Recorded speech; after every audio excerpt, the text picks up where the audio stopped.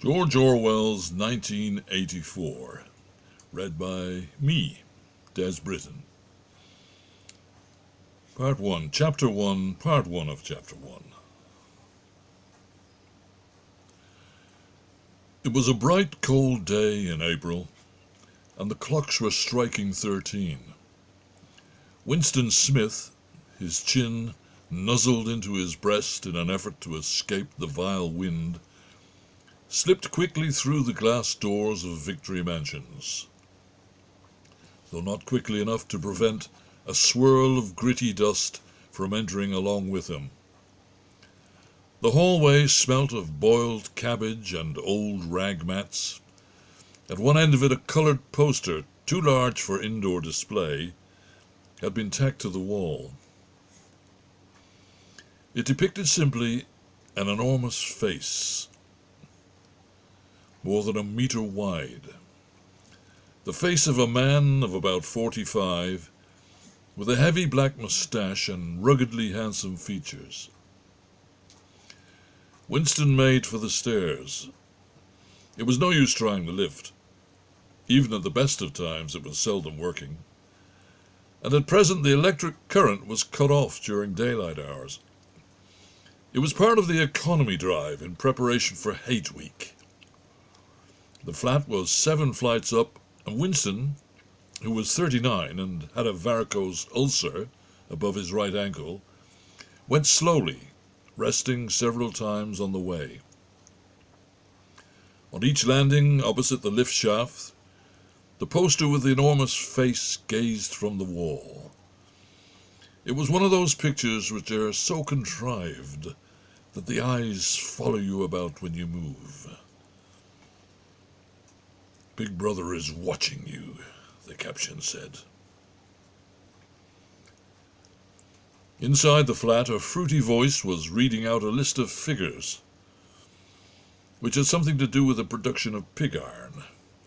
The voice came from an oblong metal plaque, like a dulled mirror which formed part of the surface of the right-hand wall. Winston turned a switch, and the voice sank somewhat, though the words were still distinguishable. The instrument, the telescreen as it was called, could be dimmed, but there was no way of shutting it off completely. He moved over to the window, a smallish, frail figure, the meagreness of his body merely emphasized by the blue overalls which were the uniform of the party. His hair was very fair, his face naturally sanguine, his skin roughened by coarse soap and blunt razor blades, and the cold of the winter that had just ended. Outside, even through the shut window pane, the world looked cold. Down in the street, little eddies of wind were whirling dust and torn paper into spirals, and though the sun was shining and the sky a harsh blue, there seemed to be no colour in anything, except the posters that were plastered everywhere. The black mustachioed face gazed down from every commanding corner. There was one on the house front immediately opposite. "Big Brother is watching you," the caption said, while the dark eyes looked deep into Winston's own. Down at street level, another poster, torn at one corner, flapped fitfully in the wind, alternately covering and uncovering the single word "Ingsoc." In the far distance, a helicopter skimmed down between the roofs, hovered for an instant like a bluebottle, and darted away again with a curving flight.